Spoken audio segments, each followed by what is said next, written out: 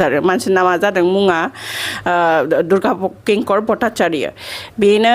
जाय आंजों माबा गाज्रि खालामनाया बेनो आरो मानसि रामायसो जिम खालामनायाव मा डायलग मारै फैबाय थायोब्रा नोंलाय नोंखौ आं मिथिनायाव प्रमद सारनि न'आव थायामोनब्ला नोंखौहाय थिखांनानै लायनानै बे गौरां दैसायाव थब्ल' होफैबाय थासिगौलां साला ना आप लोग उसको एक्चुअली आप लोग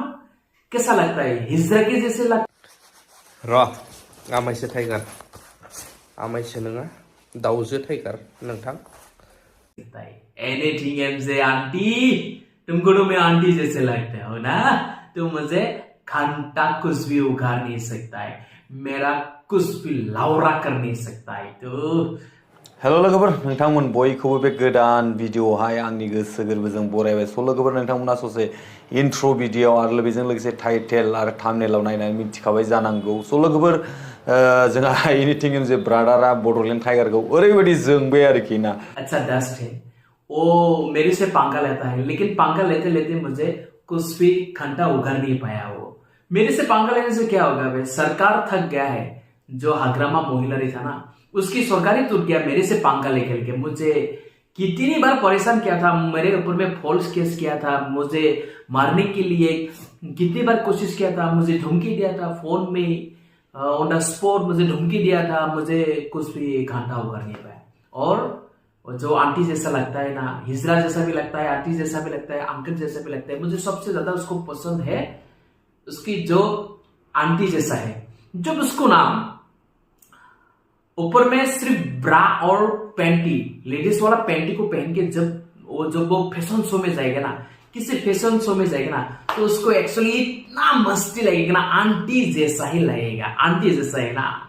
आप लोग स्क्रीन में दिया हुआ इस आंटी को कैसा लगता है बताना चाहिए भाई उसका शादी हो गया है उसका रिसेप्शन कब है मुझे मालूम नहीं उसका रिसेप्शन में मैं कॉन्डोम देने वाला हूँ उसको सेक्स करना पड़ेगा ना भाई सेक्स करने के लिए तो नया मैं उसको आइडिया नहीं है भाई तो इसके लिए तो मैंने उसको कॉन्डोम देना पड़ेगा कुछ ना तो गिफ्ट देना पड़ेगा भाई अरे भाई आंटी साला बे सुवाद बड'लेण्ड टाइगारा लाजिनो रोङो ना रोङा ससियेल मिडियायाव खावब्ला नुजाफैनानै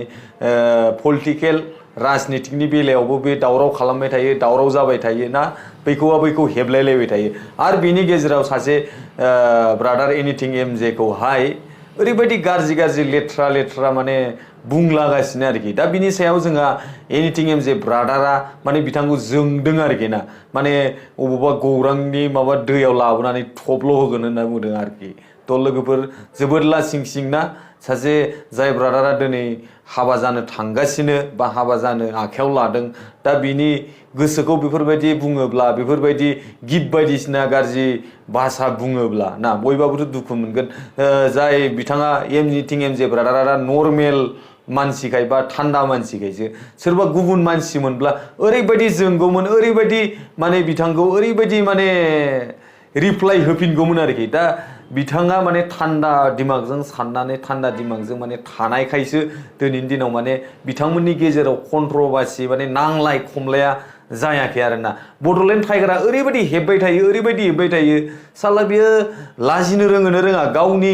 फिसाजोआ देनां देरबोगासिनो गावनि फिसाजोआ हाबा जानाय समावहाय ना गावनि फिसाजोआ हाबा जानाय समावहाय बै एनिथिं एम जे ब्रादारा बैफोरबायदि राव बुंहैयोब्ला मा नों गोसोखौ गोजोन मोनगोन ना हायोब्ला नोङो नोंनि फैबाय थानाय बै फिसाजोनि थाखाय बायनानै दोनदो नोङो बै बुस्थुखौ बिजामादैनो हरनांगोन ना नोङो साला सुवाल एसे लाजिनो सोलोंब्रा लाजिदो फाग्ला गावजों गाव मानो बेफोरबायदि हेबलायबाय थानो मोजां मोनो नोंलाय बड'लेण्ड टाइगार एसे सोलायदो नों एथ'ग्राफ राजनितिकनो माबा माबि पलिटिकेलनो मानि एथ'ग्राफ भिडिअ बानायबोयो नों पलिटिकेल नोङो बानायना नों पलिटिकेलनि नांलाय खमलाय खालाम जों जेबो नांजाया खिन्थु सासे मानसिखौ बेफोरबायदि नोङो खनसे नङा खननै नङा खनथाम गोबां बेफोरबायदि जाबोगासिनो ना ओरैबायदि लासिं आरोखि स' लोगोफोर बड'लेण्ड टाइगारखौ माने बे मोनसे टाइगार नालाय जुनार आखुखासो माने जुनारखासो नालाय दा बेखौ दानबाबो औवा सुबाबो हाबा माने बेनाव बुंनायनिख्रुइ बुङैयानो साबसिन आरोखि बिथांजों माने रावबो रिप्लाइ खालामलायालासे नांलायालासे कन्ट्रभार्सि खालामालासे बयबो माने गावबा गाव बे जाय जेखौ बुङो माने बै मानसिया सिरि थानाया साबसिन होननानैसो आं सानो आरो स' लोगोफोर बेनि गेजेरावहाय आङो इन्ट्र' भिडिअ जिथुनाखि मोनसे भिडिअ होदों ओरैबायदि दुखु नांथाव माने दुखु गोनां आरोखि ना मानो होनोब्ला जोंनि बर'नि गेजेराव दासिमबो हिन्जावफोरा सासे अफिसार बर' अफिसार हिन्जावखौ दिनैनि दिनाव बै गुबुन जाथि गुबुन अफिसारा माने सेक्सुवेल ओरैबायदि गाज्रि खालामनो माने नाजादोंमोन अब्लाबो माने ओरैबायदि दुखुनांथाव ना दिनैनि दिनाव जोंनि गेजेराव गोजोन गोरोबथा फैबाय जोंनि दिनाव बर'नि गेजेराव मा बर' हिन्जावफोरा माबा गैला नामा मा होनो बेखौ जोंनि बर' हिन्जावफोरा सेफ गैला नामा गुबुन जाथियादि दिनैनि दिनाव बैफोरबायदि लासिं सिं बेफोरबायदि खालामनो हादों गुबुन हारियादि दिनैनि दिनाव बेफोरबायदि खालामदों हो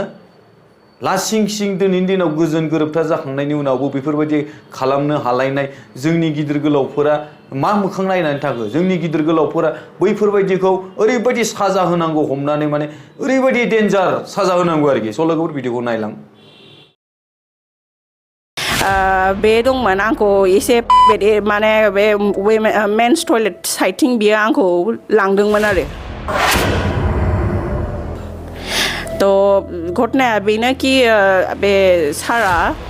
जोंनि एसआइआ आंजों माने बेबायदि खालामदों आरो एकदम बुंथाव आरो इनएप्रप्रिएट ओमफ्राय बिदिनो खालामदों आरो बेबायदि खावलायाव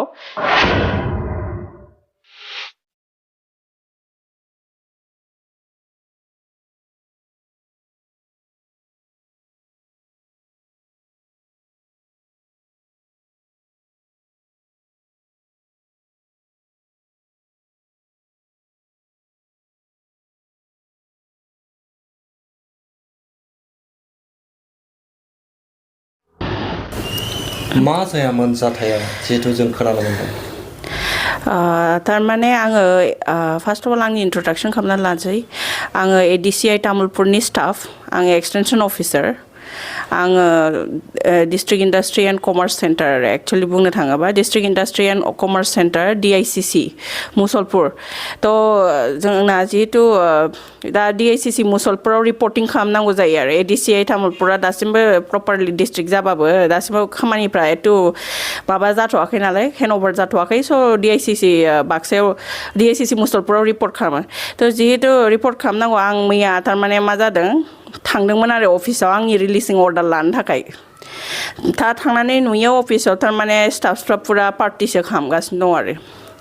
माने जौ लोङो औ जौ लोंदों आरो थारमाने आंनि सासे सिनियर अफिसार एडिसिआइ तामुलपुरनिनो senior officer superintendent of industries आरो मानसिनि नामा जादों मुङा